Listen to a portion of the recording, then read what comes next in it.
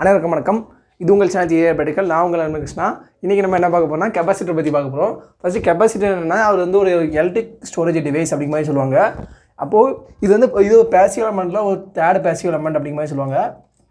இதில் வந்து ஒரு எலக்ட்ரிக் ஃபீல்டு வந்து ஸ்டோர் பண்ணலாம். இதே இண்டக்டர்னா மேக்னெட்டிக் ஃபீல்டு ஸ்டோர் பண்ணலாம். இதில் வந்து எலக்ட்ரிக் ஃபீல்டு வந்து ஸ்டோர் பண்ணலாம். இதோட கன்ஸ்ட்ரக்ஷன் எப்படி இருக்குன்னு ஃபஸ்ட்டு பார்ப்போம்.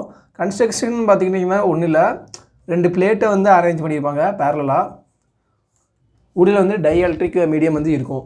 இந்த டைஎலக்ட்ரிக் மீடியம்னா அப்படின்னா என்னென்னு கேட்கலாம். டைஎலக்ட்ரிக் மீடியம் இது வந்து ஒரு இன்சுலேட்டர். இந்த ஒரு இன்சுலேட்டரில் தான் ஒர்க் ஆகும். அப்புறம் இந்த கெப்பாசிட்டன்ஸ்க்கு வந்து என்ன ஃபார்முலா சொல்லுவாங்கன்னா C = ε0 A/D அப்படிங்கிற மாதிரி சொல்லுவாங்க. இந்த கெப்பாசிட்டன்ஸ் யூனிட்னு பார்க்கும்போது ஃபேரட் அப்படிங்கிற மாதிரி வரும். Farad F in terms of எஃப்பில் தான் மென்ஷன் பண்ணுவாங்க. இப்போது இதில் ஏ அப்படிங்கிற மாதிரி என்னென்னு பார்த்தீங்கன்னா ஏ வந்து இந்த ஏரியா ஆஃப் த பிளேட், இந்த அதுதான் ஏ அப்படிங்கிற மாதிரி சொல்லுவாங்க. இதில் டி அப்படின்னு பார்த்தீங்கன்னா இந்த டிஸ்டன்ஸ் பிட்வீன் த 2 பிளேட்ஸ், அதுதான் டி. இதில் ε0 நமக்கே தெரியும் permittivity of the free space in air அப்படிங்கிற மாதிரி சொல்லுவாங்க.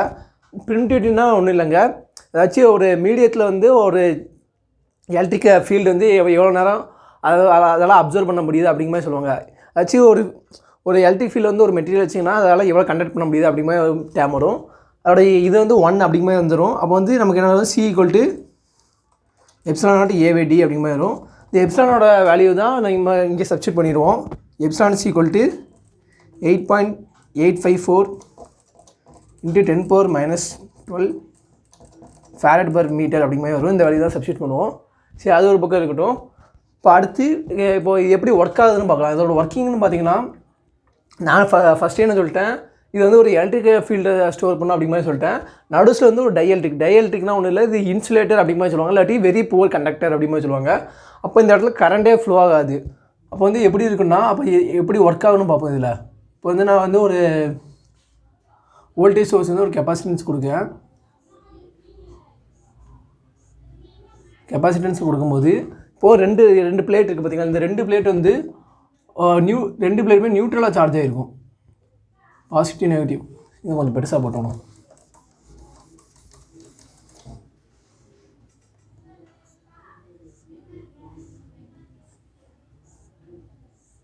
Okay,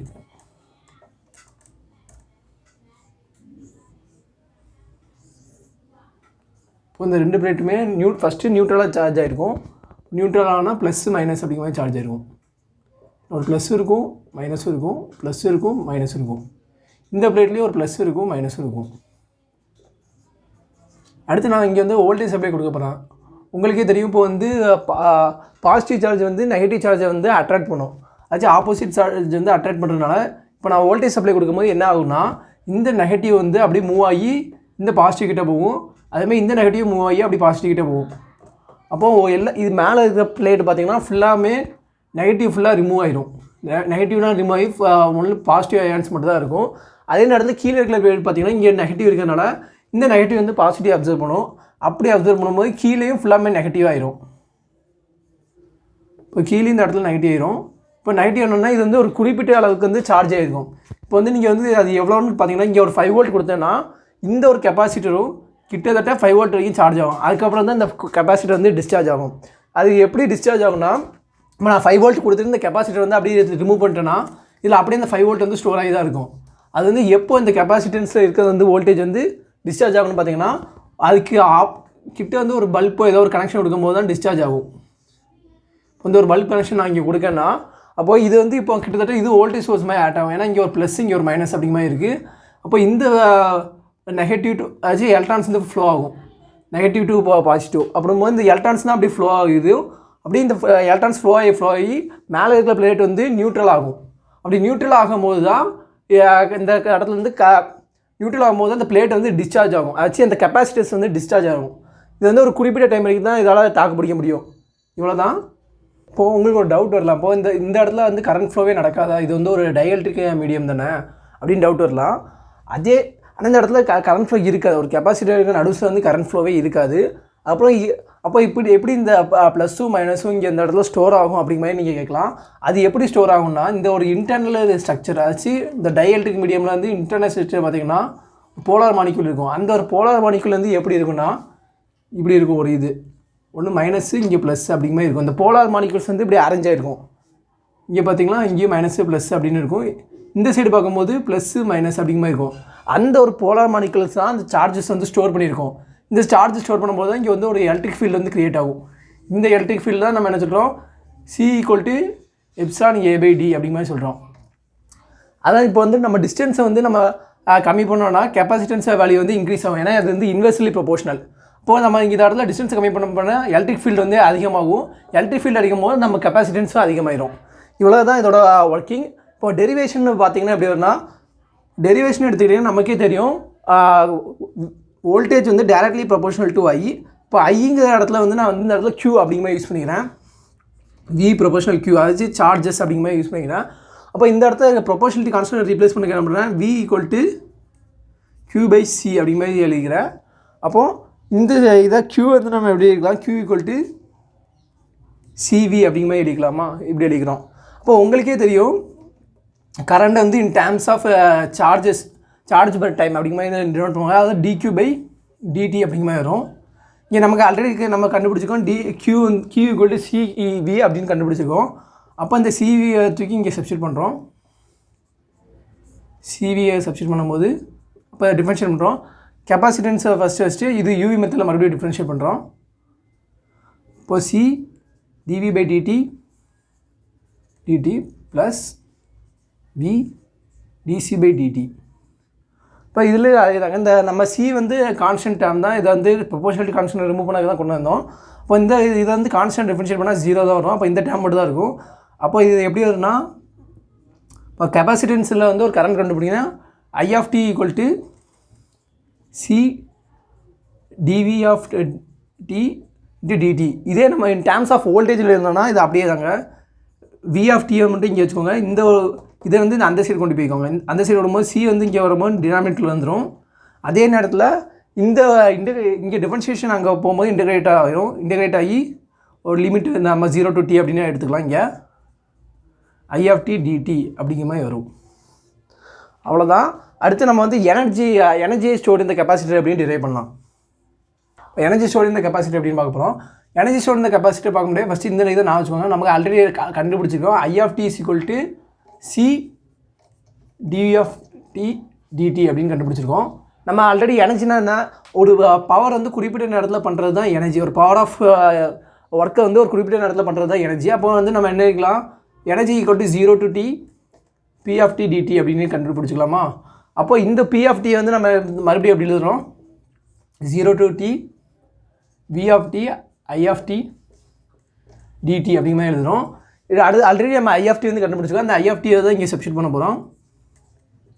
0 to t V(t) C dV/dt × dt அப்படிங்கிற மாதிரி வரும். இந்த dtயும் dtயும் கேன்சல் பண்ணிக்கலாம். அடுத்து இதுலேருந்து C வந்து கான்ஸ்டன்ட் டைம் வந்து வெளியே எடுத்துக்கிறோம். அப்போ 0 to t இப்போ V(t) dV(t) அப்படிங்கிற மாதிரி வருது. இது மறுபடியும் இந்த ஒரு இன்டெகிரேஷன் ஃபார்மில் தான் இருக்குது. இன்டெகிரல் ஆஃப் dt ஃபார்மில் இருக்குது. அப்போ t²/2 அப்படிங்கிற மாதிரி வருங்களா.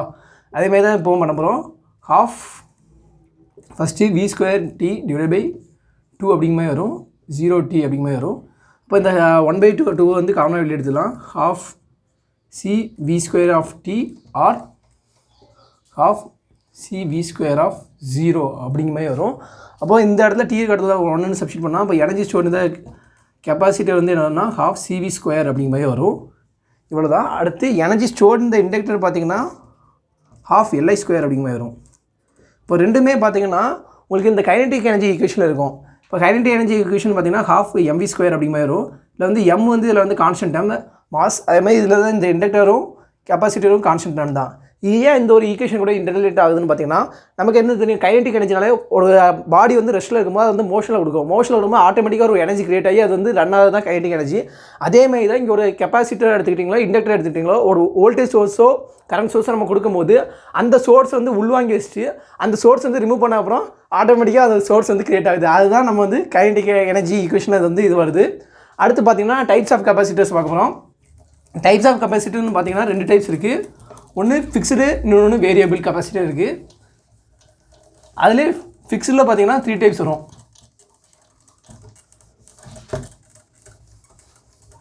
இல்லை ஃபிக்ஸ்டு கெப்பாசிட்டர்ஸ்னு பார்த்தீங்கன்னா அதில் வந்து ஃபிக்ஸில் வந்து ஃபஸ்ட் டைப் என்ன வரும்னா பேப்பர் கெப்பாசிட்டர் வரும், அடுத்து சிராமிக்ஸ், அடுத்து மைக்கா வரும். இந்த 3 கெப்பாசிட்டர் தான் வரும். அது என்ன ஏன் இந்த ஒரு மெட்டீரியல் இது வந்து ஒரு மெட்டீரியல் தான், இல்லாட்டி எலக்ட்ரோலைட் கெப்பாசிட்டர்னு ஒன்று உண்டு, அதுவும் வரும். இது ஃபுல்லாமே எதுக்கு யூஸ் பண்ணுவாங்கன்னா இந்த டைஎலக்ட்ரிக் மீடியத்தை பொறுத்து தான் வரும்.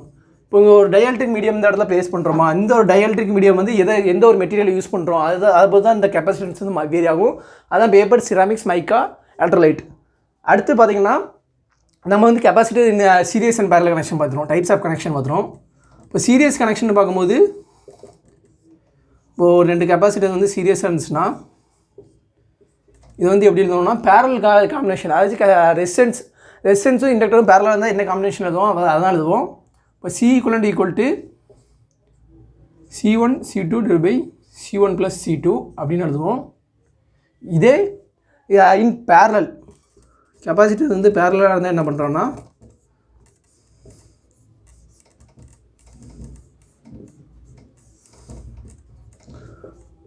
கெப்பாசிட்டர் வந்து பேரலாக இருந்தால் ஈக்குவல் கெப்பாசிட்டன்ஸ் அப்படிங்கும்போது C1 + C2 அப்படிங்குமே வரும். இது வந்து ஏன் அப்படின்னு உங்களுக்கு வந்து டவுட் வரலாம். இப்போது நான் என்ன சொல்லியிருக்கேன், கெப்பாசிட்டர் வந்து ஒரு வோல்டேஜ் ஸ்டோரேஜ் டிவைஸ், அதாச்சும் எலக்ட்ரிக் ஃபீல்டு இருந்தால் ஸ்டோர் பண்ணும். அப்படிங்கும்போது நமக்கு என்ன தெரியும், ஒரு வோல்டேஜ் வந்து அப்போ அப்ளை பண்ணிங்கன்னா பேரலாக இருக்கும்போது வோல்டேஜ் வந்து சேமாக இருக்கும். அதனால எப்படினாலும் சேமாக இருக்கிறனால இதை வந்து நம்ம ஆட் பண்ணுறோம். இது வந்து சீரியஸாக இருக்கும்போது வோல்டேஜ் வந்து இந்த இடத்துல ட்ராப் ஆகும் ஒரு இடத்துலையும். அதனால இதை வந்து பேரலல் காம்பினேஷன் யூஸ் பண்ணுறோம். அதே தான் இண்டக்டருக்கும் ரெசிஸ்டன்ஸுக்கும் அப்ளை ஆகும். இண்டக்டர்லையும் ரெசிஸ்டன்ஸையும் பார்க்கும்போது அதை வந்து கரண்ட்டை பற்றி பேசுவோம். இப்போ கரண்ட்டுங்கிறது சீரியஸாக இருக்கும்போது சேமாக இருக்கும். கரண்ட்டுங்கும்போது சீரியஸாக ஃப்ளோ ஆகும்போது எந்த ஒரு டிஸ்டர்பன்ஸ் இருக்காது. அதனால் இண்டக்டராக இருக்கட்டும் இண்டக்டராக இருக்கும் ரெசிஸ்டன்ஸாக இருக்கும் நம்ம ஆட்டோமேட்டிக்காக ஆட் பண்ணுவோம். R1 + R2. இதே இண்டக்டராக இருந்தால் L1 + L2 அப்படின்னு ஆட் பண்ணுவோம். ஆனால் இதே கெப்பாசிட்டன்ஸை பார்க்கும்போது நம்ம இங்கே வோல்டேஜ் பற்றி பேச போகிறோம். வோல்டேஜ் பற்றி பேசும்போது வோல்டேஜ் வந்து சீரியஸில் வந்து ட்ராப் ஆகும். ட்ராப் ஆகிறனால தான் இந்த பேரலல் ஃபார்மில் உல்டாமல் பேரலல் ஃபார்மில் இங்கே யூஸ் பண்ணுறோம். இதே இடத்துல கெப்பாசிட்டரில் வந்து பேரலாக பார்க்கும்போது வோல்டேஜ் வந்து சேமாக இருக்கனால இதை வந்து ஆட் பண்ணிட்டு போகிறோம். அடுத்து பார்த்தீங்கன்னா இப்போ அடிஷ்னலாக ஒரு இன்ஃபோன்னு சொல்லிக்கிறேன். அடிஷ்னல் இன்ஃபோ என்னன்னா இப்போ மோஸ்ட்லி அவங்க என்ன சொல்லுவாங்கன்னா கெப்பாசிட்டர்னு கேட்டாலே அது வந்து பிளாக் டிசி அலோ ஏசி அப்படிங்கிற மாதிரி சொல்லுவாங்க. அது ஏன் அப்படின்னு நீங்கள் கேட்கலாம். எல்லோரும் ஒரு ஈஸியாக நான் வச்சுக்கூட வந்து இப்படி சொல்லுவாங்க. இப்போ டிசினா ஸ்ட்ரெயிட் லைனு, அப்போ வந்து இந்த கெப்பாசிட்டர் வந்து பிளாக் பண்ணும். இதே ஏசினா ஒரு சைன் சென்டர் வே, அது வந்து ஈஸியாக கெப்பாசிட்டர் நுழைஞ்சு போயிடும் அப்படிங்கிற மாதிரி சொல்லுவாங்க. இது வந்து ஒரு ஈஸியாக மெம்பர் பண்ணதுக்கு தான்.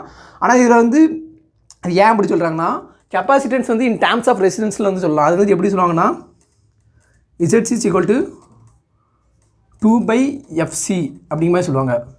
இதான் கெப்பாசிட்டிவ் ரியாக்டன்ஸ் அப்படிங்கிற மாதிரி சொல்லுவாங்க. இதே இண்டக்டரையும் நம்ம வந்து இன் டேர்ம்ஸ் ஆஃப் ரியாக்டன்ஸ் சொல்லலாம். அது எப்படின்னா இண்டக்டிவ் ரியாக்டன்ஸ் வந்து XL = 2/FL அப்படிங்கிற மாதிரி சொல்லுவாங்க. இப்போது இந்த ஒரு ஈக்குவேஷன் வச்சு நம்ம வந்து ஈஸியாக சொல்லிடலாம். இப்போது டிசிக்கு வந்து ஃப்ரீக்வன்சி வந்து எப்போவுமே 0 தான். அப்போது இந்த இடத்துல 0ன்னு சப்ஸ்டிட் பண்ணும்போது × 1/0 இன்ஃபினிட்டி. ஆல்ரெடி நான் என்ன சொல்லியிருக்கேன், ரெசிஸ்டன்ஸ் வந்து இன்ஃபினிட்டாக இருந்தால் அந்த சர்க்யூட் வந்து ஓப்பன் ஆயிரும். அதான் டிசி சர்க்யூட்டில் வந்து கெப்பாசிட்டன்ஸ் வந்து ஓப்பன் ஆயிரும். இதே இப்போ இண்டக்டராக இருந்தால் என்ன ஆகுன்னு பாருங்கள். இப்போ இந்த இண்டக்டருக்கு வந்து என்ன பண்ணுறேன், இப்போ இதில் எஃப்க்கு வந்து 0ன்னு போடுறேன் டிசிக்கு. இப்போ எஃப்க்கு 0ன்னு போடும்போது இது வந்து 0ன்னு வருது. ஆச்சு ரெசிஸ்டன்ஸ் வந்து 0ன்னு வருது. இந்த இடத்துல ரெசிஸ்டன்ஸ் 0னா இப்போ வந்து ஒரு ஷார்ட் சர்க்யூட்டு. இண்டக்டர் வந்து டிசி சர்க்யூட்டில் வந்து ஷார்ட் சர்க்யூட்டாக ஆட் ஆகும். இவ்வளோ தாங்க இந்த வீடியோ உங்களுக்கு பிடிச்சிருக்குன்னு நம்புகிறேன். மேலும் பல வீடியோக்கள் வேணுன்னா கமெண்ட் செக்ஷனில் தெரியப்படுத்துங்க. தேங்க்ஸ் ஃபார் வாட்சிங். சேனலை மறக்காமல் சப்ஸ்கிரைப் பண்ணிடுங்க.